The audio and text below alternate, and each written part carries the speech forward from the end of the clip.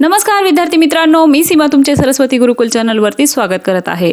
आज आपण इयत्ता 9वी विषय विज्ञान यातील 15वा पाठ सजीवांमधील जीवन प्रक्रिया या पाठाचा आज आपण स्वाध्याय बघणार आहोत। परंतु स्वाध्याय बघण्यापूर्वी तुम्ही या चॅनलवरती नवीन असाल किंवा तुम्ही अजूनही चॅनलला सबस्क्राइब केलेलं नसेल तर सबस्क्राइब नक्की करा, जेणेकरून येणाऱ्या सर्व व्हिडिओचे अपडेट्स तुम्हाला सर्वात आधी मिळतील। तर चला तर मग स्वाध्यायाला सुरुवात करूया। यामध्ये प्रश्न पहिला, योग्य जोड्या जुळवून त्याबाबत स्पष्टीकरण करा। आता या ठिकाणी जोड्या तर आपल्याला जुळवायच्या आहेत, परंतु त्या जोडीमागचं स्पष्टीकरण देखील द्यायचं आहे। तर पाहूया जोड्या व त्यांचे स्पष्टीकरण। 1. बीजांडाच्या दिशेने होणारी परागनलिकेची वाढ, रसायन योग्य जोडी आहे। अणुवर्ती हालचाल, स्पष्टीकरण विशिष्ट रसायनांना दिलेला प्रतिसाद म्हणून वनस्पतीच्या भागांच्या झालेल्या हालचालीस रसायन अणुवर्ती हालचाल असे म्हणतात। 2. प्ररोह संस्थेची होणारी वाढ, याची योग्य जोडी आहे प्रकाशानुवर्ती हालचाल, स्पष्टीकरण कोणत्याही वनस्पतीची प्ररोह संस्था प्रकाश उद्दीपनास प्रतिसाद देते, म्हणजेच प्रकाश स्रोताच्या दिशेने तिची वाढ होते।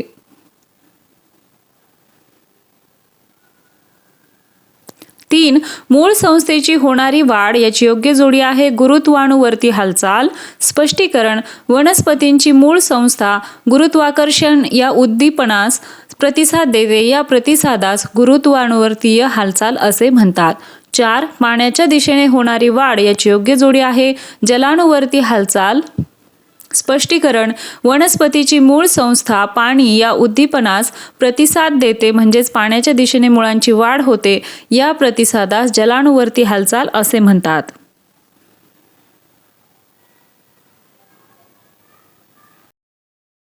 प्रश्न दुसरा, परिच्छेद पूर्ण करा। आता या ठिकाणी आपल्याला एक उतारा दिलेला आहे, खाली पर्याय देखील दिलेले आहेत, योग्य जागेवरती योग्य पर्याय लिहायचा आहे। पाहूया, शेगडीवर दूध तापवण्यासाठी ठेवले होते। रसिका टीव्ही पाहण्यात मग्न होती, एवढ्यात तिला काहीतरी जळाल्याचा वास आला। ती धावतच स्वयंपाकघरात आली, दूध उकळून पातेल्याबाहेर येत होते। क्षणात तिने पातेले हाताने पकडले, पण ती लगेच ओरडली व पातेले सोडून दिले। ही कृती रिकामी जागी शब्द येईल चेता पेशींद्वारे नियंत्रित झाली। या पेशीतील रिकाम्या जागी शब्द येईल वृक्षिका च्या वैशिष्ट्यपूर्ण टोकाकडून माहिती ग्रहण केली गेली, तेथून ही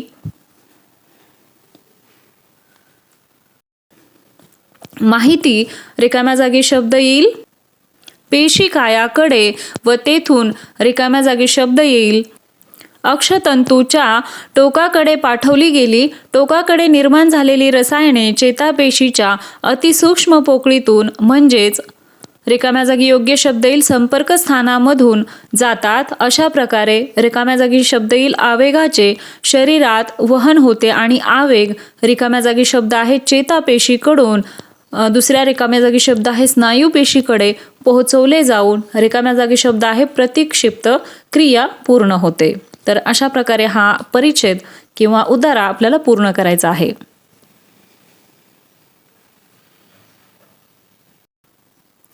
तिसरा प्रश्न आहे टिपा लिहा, त्यामध्ये 1 मूलदाब।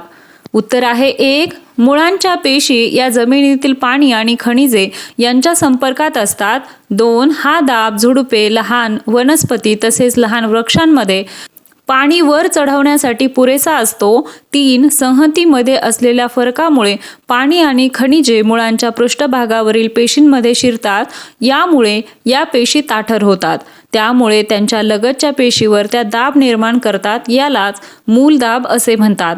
4. या दाबामुळे पाणी आणि खनिजे मुळांच्या जलवाहिनीपर्यंत पोहोचतात आणि संहतीतील हा फरक भरून काढण्यासाठी ती पुढे पुढे ढकलली जातात। 5. या सततच्या हालचालीमुळे पाण्याचा एक स्तंभ तयार होतो, जो सातत्याने पुढे ढकलला जातो।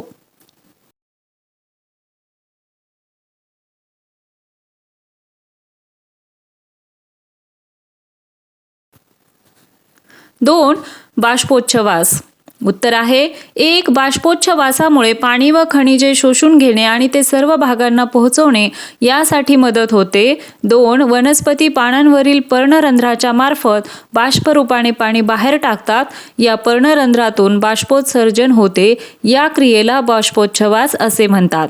3. हे पाण्याचे प्रमाण भरून काढण्यासाठी जलवाहिन्यांमार्फत पाणी पानांपर्यंत आणले जाते. 4. पानांमार्फत बाष्पीभवन क्रियेमुळे पाणी वातावरणात सोडले जाते. यामुळे पानाच्या अपित्वचेतील पाण्याचे प्रमाण कमी होते. 5.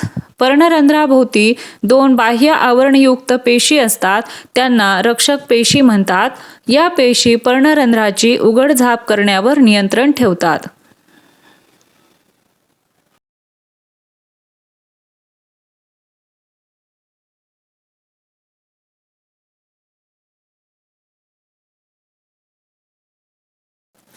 तीन. चेतापेशी. याचं उत्तर आहे 1. शरीरात एका ठिकाणापासून दुसऱ्या ठिकाणी संदेश वहनाचे कार्य करणाऱ्या विशेष प्रकारच्या पेशींना चेतापेशी असे म्हणतात. 2. मानवी शरीरातील आकाराने सर्वात मोठ्या असणाऱ्या चेतापेशीची लांबी काही मीटरपर्यंत भरते. 3. चेतापेशी या मानवी चेतासंस्थेतील रचनात्मक व कार्यात्मक घटक आहेत. 4. चेतापेशींमध्ये विद्युत रासायनिक आवेग निर्माण करण्याची व वहन करण्याची क्षमता असते. 5. चेतापेशींना आधार देणाऱ्या व त्यांच्या कार्यात मदत करणाऱ्या पेशींना चेताबंध असे म्हणतात. 6. चेतापेशी आणि चेताबंध यांच्या साहाय्याने चेता बनतात.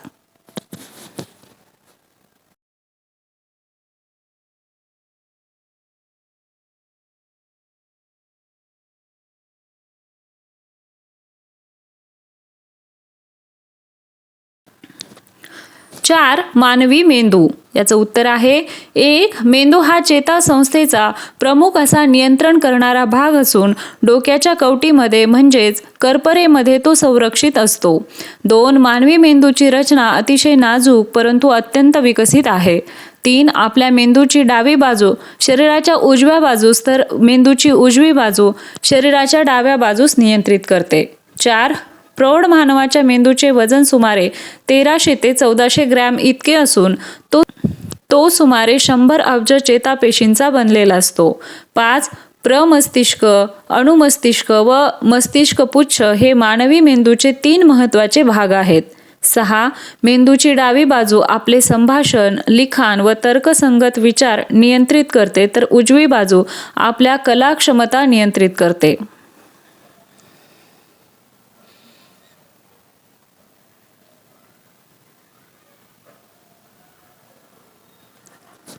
पाचवा प्रश्न, प्रतिक्षिप्त क्रिया. उत्तर आहे 1. पर्यावरणातील एखाद्या घटनेला अनैच्छिकरित्या क्षणार्धात दिलेला प्रतिसाद म्हणजे प्रतिक्षिप्त क्रिया होय.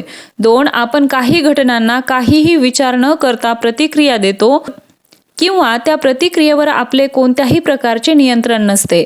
3. या कृती म्हणजे पर्यावरणातील उद्दीपनांना दिलेला प्रतिसादच होय. 4. अशा परिस्थितीत मेंदूशिवाय नियंत्रण व समन्वय योग्य प्रकारे राखला जातो.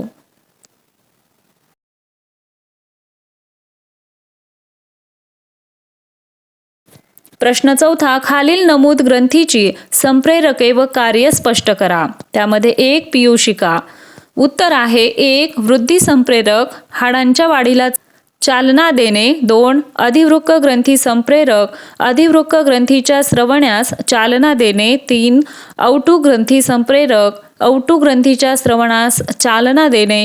4. प्रतिमूलक संप्रेरक, शरीरातील पाण्याचे प्रमाण संतुलित करणे. 5. पुटिका ग्रंथी संप्रेरक, जनन ग्रंथीची वाढ नियंत्रित करणे. 2. औटू. उत्तर आहे 1. थायरॉक्सिन, शरीराची वाढ व चयापचय क्रिया नियंत्रित करणे. 2. कॅल्सिटोनिन, कॅल्शियमच्या चयापचयाचे व रक्तातील कॅल्शियमचे नियंत्रण करणे. 3. अधिवृक्क. उत्तर आहे 1. ॲड्रेनॅलिन व नॉर ॲड्रेनॅलिन आणीबाणीच्या तसेच भावनिक प्रसंगी वर्तन नियंत्रण करणे. 2. कॉर्टिकोस्टेरॉइड, एनएकेचे संतुलन व चयापचय क्रियेला उत्तेजन देणे. 4. यौवनलोपी. उत्तर आहे थायमोसिन, प्रतिकारशक्ती निर्माण करणाऱ्या पेशीवर नियंत्रण ठेवणे. 5. वृषणग्रंथी, टेस्टोस्टेरॉन, पुरुषांच्या दुय्यम लक्षणांचा विकास जसे दाढी, मिशा येणे, आवाजात घोगरेपणा येणे. 6. अंडाशय, 1. इस्ट्रोजेन स्त्रियांमध्ये गर्भाशयाच्या अंतःस्तराची वाढ करणे. 2. प्रोजेस्टेरॉन गर्भाशयाच्या अंतःस्तरास गर्भधारणेसाठी तयार करणे. 5वा प्रश्न, सुबक व नामनिर्देशित आकृत्या काढा. 1. मानवी अंतःस्रावी ग्रंथी. आता या ठिकाणी ती आकृती किंवा ते चित्र या ठिकाणी दिलेलं आहे. पाठ्यपुस्तकात देखील ही आकृती तुम्हाला पाहायला मिळेल. 2. मानवी मेंदू. तर मानवी मेंदूची आकृती अशा प्रकारे काढता येईल.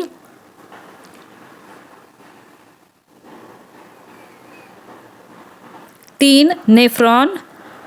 नेफ्रॉनची आकृती नावांसहित आपल्याला अशा प्रकारे काढता येईल.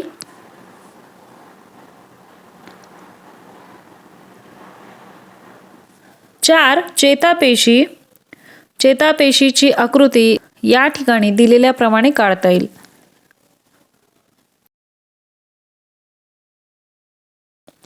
5. मानवी उत्सर्जन संस्था. तर त्याची आकृती या ठिकाणी दिलेली आहे, ती एकदा व्यवस्थित पाहून घ्या. 6वा प्रश्न, पुढील प्रश्नांची उत्तरे लिहा. त्यामध्ये अ. मानवी शरीरातील रासायनिक नियंत्रण कसे होते हे सांगून काही संप्रेरकांची नावे व त्यांचे कार्य विशद करा. उत्तर आहे 1. मानवी शरीरातील रासायनिक नियंत्रण संप्रेरके या रासायनिक पदार्थामार्फत केले जाते. 2. ही संप्रेरके अंतःस्रावी ग्रंथीतून तयार होतात. 3. पीयूषिका, औटू, परावटू, अधिवृक्क, स्वादुपिंड, अंडाशय, वृषणग्रंथी आणि यवनलोपी या महत्त्वाच्या अंतःस्रावी ग्रंथी आहेत. काही संप्रेरके व त्यांचे कार्य पुढील प्रमाणे चालते. 1. औटुग्रंथी संप्रेरक औटुग्रंथीच्या स्रवण्यास चालना देणे. 2. प्रतिमूलक संप्रेरक शरीरातील पाण्याचे प्रमाण संतुलित करणे. 3. पुटिका ग्रंथी संप्रेरक जननग्रंथीची वाढ नियंत्रित करणे. 4. वृद्धी संप्रेरक हाडांच्या वाढीला चालना देणे. 6. अधिवृक्क ग्रंथी संप्रेरक अधिवृक्क ग्रंथीच्या स्रवणास चालना देणे.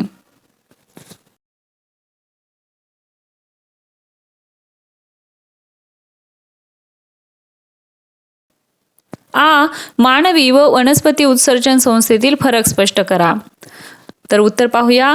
1. मानवामध्ये टाकाऊ पदार्थ बाहेर टाकण्यासाठी उत्सर्जन संस्था कार्यरत असते, तर वनस्पतीमध्ये टाकाऊ पदार्थ बाहेर टाकण्यासाठी विशेष उत्सर्जक अवयव किंवा उत्सर्जक संस्था नसते. 2. मानवी शरीरात विषारी द्रव्यांचा जास्त संचय झाला तर मृत्यू होऊ शकतो. वनस्पतीमध्ये टाकाऊ पदार्थ त्यांच्या पानातील रिक्तिका, फुले, फळे तसेच खोडावरील सालीत साठवले जातात. 3. मानवातील टाकाऊ पदार्थ उदाहरणार्थ युरिया, क्रिएटिन, अमोनिया इत्यादी. वनस्पतीमधील टाकाऊ पदार्थ उदाहरणार्थ रबराचा चीक, डिंक, राळ इत्यादी.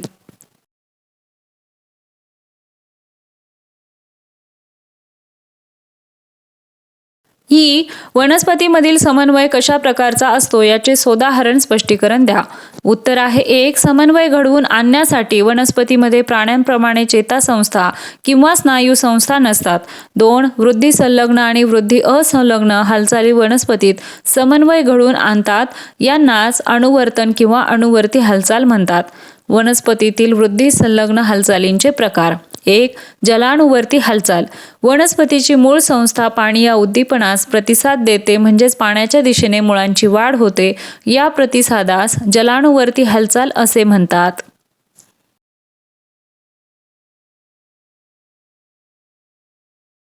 रसायन अनुवर्तन. विशिष्ट रसायनांना दिलेला प्रतिसाद म्हणून वनस्पतीच्या भागांच्या झालेल्या हालचालीस रसायन अनुवर्तन असे म्हणतात. उदाहरणार्थ बीजांडाच्या दिशेने होणारी परागनलिकेची वाढ. 3. गुरुत्वानुवर्ती हालचाल. वनस्पतींची मूळ संस्था गुरुत्वाकर्षण या उद्दीपनास प्रतिसाद देते. या प्रतिसादास गुरुत्वानुवर्ती हालचाल असे म्हणतात. 4. प्रकाशानुवर्ती हालचाल. कोणत्याही वनस्पतीची प्ररोह संस्था प्रकाश उद्दीपनास प्रतिसाद देते, म्हणजेच प्रकाश स्रोताच्या दिशेने तिची वाढ होते. वनस्पतींनी दाखवलेल्या या हालचालीस प्रकाशानुवर्ती हालचाल असे म्हणतात.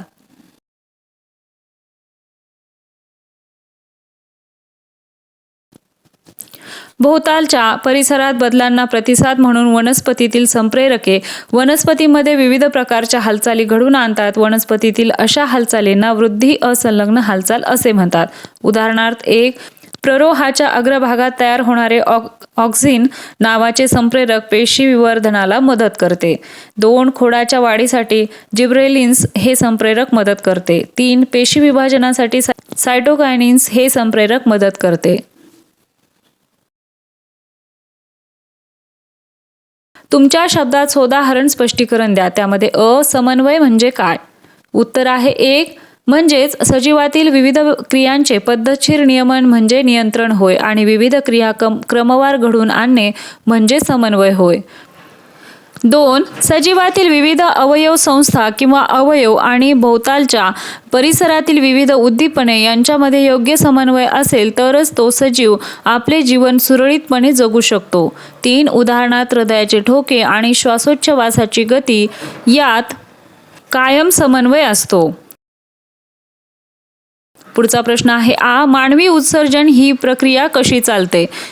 उत्तर आहे 1. मानवी उत्सर्जन संस्थेत वृक्काची जोडी, मूत्रवाहिनीची जोडी, मूत्राशय आणि मूत्रोत्सर्जक नलिका यांचा समावेश होतो. 2. वृक्कामार्फत रक्तातील टाकाऊ पदार्थ आणि जास्तीचे अनावश्यक पदार्थ वेगळे करून मूत्र तयार केले जाते. 3. वृक्कातील गाळण्याची मूलभूत क्रिया करणाऱ्या घटकाला नेफ्रॉन असे म्हणतात. 4. प्रत्येक नेफ्रॉनमध्ये कपाच्या आकाराचा पातळ भित्तिका असलेला वरचा भाग असतो, त्याला बोमन्स संपुट असे म्हणतात. त्यातील रक्तकेशिकांच्या जाळीला ग्लोमेरुलस असे म्हणतात. 5. जेव्हा युरियायुक्त रक्त ग्लोमेरुलसमध्ये येते त्यावेळेस ग्लोमेरुलसमधील रक्तकेशिकांमधून हे रक्त गाळले जाते व युरिया व तत्सम पदार्थ वेगळे केले जातात. 6. शरीराला आवश्यक नसलेल्या सर्व घटक द्रव्यांपासून मूत्र तयार होते. 7. तयार झालेले मूत्र मूत्रवाहिनीमार्फत नेऊन मूत्राशयात साठवले जाते. नंतर ते मूत्रोत्सर्जन मार्गातून बाहेर टाकले जाते. 8. मानवामध्ये वृक्क हा उत्सर्जनाचा महत्त्वाचा अवयव असला तरी त्वचा आणि फुफ्फुस सुद्धा उत्सर्जनाच्या क्रियेत मदत करतात.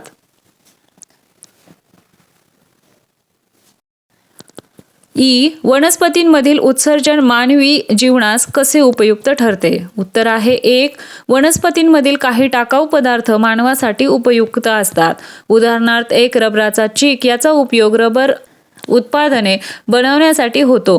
2. डिंक याचा उपयोग वस्तू चिटकवण्यासाठी होतो. 3. राळ याचा उपयोग रंग बनवण्यासाठी होतो. 2. विशिष्ट ऋतूमध्ये वनस्पतींची पाने गळतात. या गळणाऱ्या पानांमुळे खत निर्मिती होते. पुढचा प्रश्न आहे वनस्पतींमधील परिवहन कसे होते? उत्तर आहे 1. जलवाहिनी व रसवाहिनी या 2 प्रकारच्या संवहनी ऊतींमार्फत वनस्पतींमधील परिवहन होते. 2. बाष्पोच्छवासाच्या प्रक्रियेदरम्यान पाण्यातील पाणी बाष्परूपात वातावरणात सोडले जाते. 3. मुळांमार्फत शोषले गेलेल्या पाण्याचे जलवाहिन्यांमार्फत पानांपर्यंत परिवहन होते, ज्यामुळे बाष्पोच्छवासामुळे झालेला पाण्याचा तुटवडा भरून निघतो. 4. पानांमध्ये तयार झालेले अन्न रसवाहिन्यांमार्फत वनस्पतीतील प्रत्येक पेशींपर्यंत पोहोचवले जाते. आलं लक्षात? आशा आहे तुम्हाला सर्व प्रश्नांची उत्तरे समजली असतील. हा व्हिडिओ तुम्हाला कसा वाटला ते कमेंट करून नक्की सांगा. व्हिडिओ आवडला असेल तर व्हिडिओला लाईक करा, तुमच्या मित्रांना हा व्हिडिओ शेअर करा आणि सर्वात महत्त्वाचं म्हणजे चॅनलला सबस्क्राईब करा. तर आपल्या चॅनलवरती विविध विषयांच्या स्वाध्यायाच्या व्हिडिओसोबतच विविध प्रकारची भाषणे, निबंध लेखन, पत्रलेखन, आर्ट अँड क्राफ्ट या सर्वांचे व्हिडिओ चॅनलवरती अवेलेबल आहेत. तेही चेक करा, तेही तुम्हाला नक्कीच आवडतील. तर भेटूया अशाच एका नवीन व्हिडिओमध्ये. तोपर्यंत धन्यवाद.